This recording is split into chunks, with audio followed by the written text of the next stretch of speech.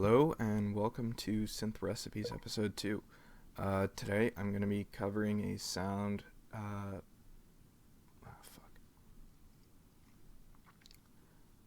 Hello and welcome to Synthrecipes episode 2. Today I'm going to be covering a sound from a song by Boombox Cartel called Supernatural. I was requested to do the cascading waterfall sound, which I assume to mean the supersaw in the second drop of the song. It's a pretty easy sound.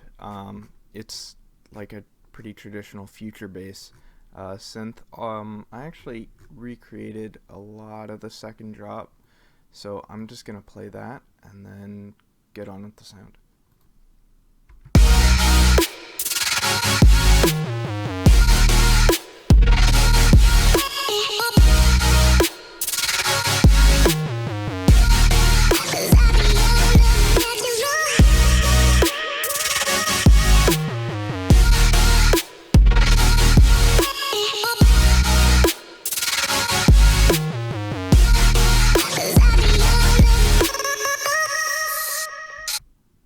So yeah, I'm going to be mostly working on this sound, but I will briefly go over the rest of it because I did get a fair amount of it done. Just a forewarning, there is actually a good number of the stems up on Splice. Both of the guys who wrote it did like a little like Q&A session on each of the different parts, and they answered like some basic questions about how they made them. So I just grabbed the stems for the vocals because I didn't want to go finding accurate vocal samples, and also I didn't have an acapella, which kind of makes it hard. So the main sound is mostly just a saw wave with a lot of voices. This sound is everywhere. It's like all of future bass at the moment. And what kind of makes this sound as intense as it is the use of OTT. Putting OTT on like a unison saw wave makes it really big, kind of gives it that traditional like massive sound that people expect from this kind of genre, like Seven Lions and that sort of music. There's really not much to the bass patch.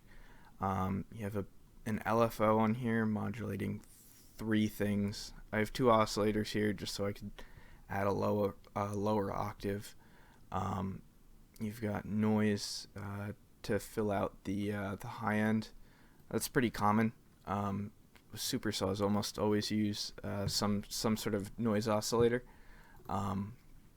The filters here are being automated for the little fill sections, and the LFO rate is being automated.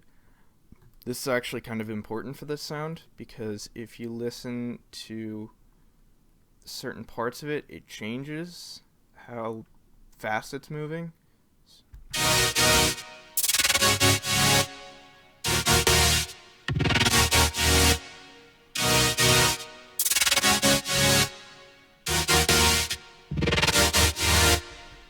So yeah, you can hear it the rhythmic division changes over the course of time.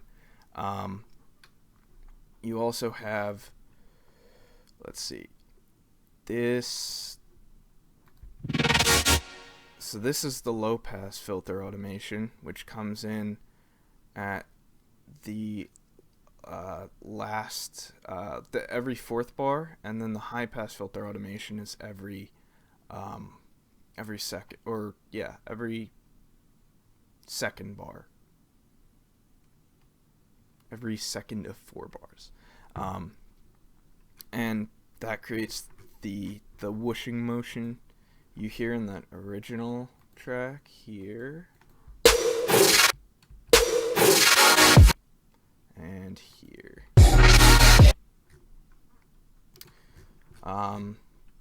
Yeah, so those are just filter sweeps.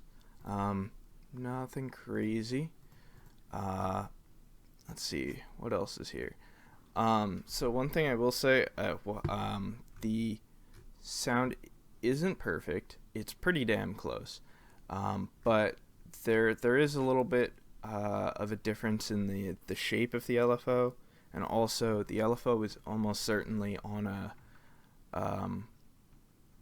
using some external tool, because the vocal also has the same filter and LFO movement. I'll just play this on its own.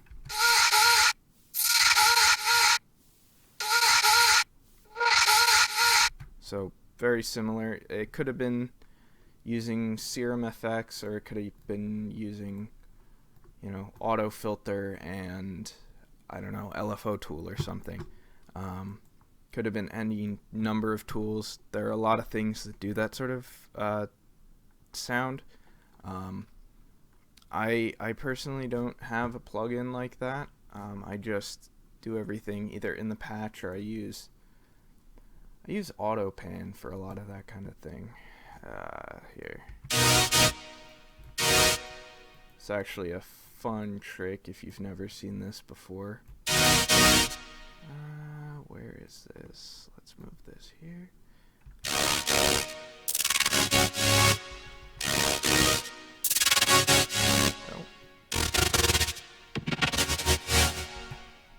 It's a lot of fun. Oh yeah, I also have slight saturation and another OTT on here. That's just more of a mixing thing than a sound design thing. It just makes it a lot louder. The saturator kind of brings up the highs a little bit because it's a very, very bright sound. Then it is layered with a square bass.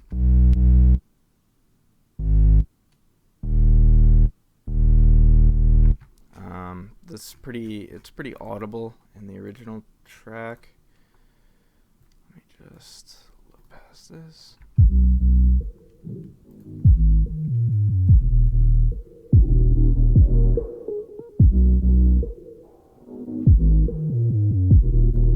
So I think, it may be somewhere in between a square and a sine, or a saw and a square. I don't think it's a pure saw wave. I tried that and it did not sound right. And then, yeah, what else do I have here? I have that. It's a bit brighter than the original, but it's pretty close. This is just I have a noise oscillator on here that I turned off. I have a square wave and a sine wave, both being controlled by a pitch envelope, and then the master volume ADSR is controlling both of these. Let's see. And then I have just distortion, compression, and EQ. It's a pretty obvious square sound. There's really not much else to it. It's like an almost unfiltered square wave. So yeah, this whole drop is like, it's pretty simple. There's like some effects scattered throughout, but overall it's like fairly simple. What was really tricking me was in the first drop.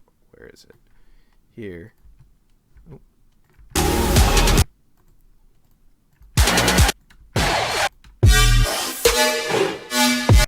That sound. Tried a whole bunch of stuff with like inter-oscillator FM in Serum. Haven't really gotten there yet, but if I do get it, I will post another video about it, because it's a really cool sound. And you hear that in a lot of a lot of, I guess, hybrid trap is what it's called. A lot of Skrillex's newer stuff uses that style of FM bass. The really like square, wavy, metallic shit. I don't know really how to describe it. But yeah. An important thing to note for this, though, is the use of chords. By stacking this many notes on top of each other, it totally changes the sound. Like if you just play a triad. There, let's.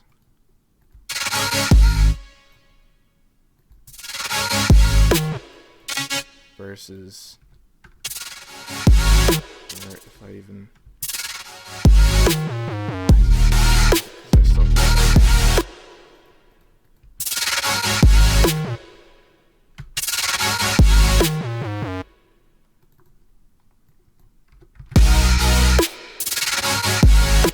Sounds a lot more full, and even if you're just doubling stuff, if you don't want to use extensions, it can still work. And then also what you have scattered throughout this progression is just use of like major sevenths and six chords. This last one is a six chord, not like a sixth scale degree, but like a major six chord. So yeah, and then there's this little thing, which is it like shouldn't work, but it sounds right, I guess. You can, I feel like this sort of sound, that it's so noisy, and there's like so many, because there's so many voices and so much detune, or not a lot of detune, but because there's so much information there, you're kind of able to get away with a little bit more dissonance because the sound is already a little bit dissonant in itself. So it sort of masks that. So yeah, I think that's pretty much it. There's not really much else to go over here. Yeah, it's not crazy. But yeah, if you liked the explanation and would like to see more, please comment or like or subscribe or whatever YouTubers do. So yeah, have a good day and happy sound designing.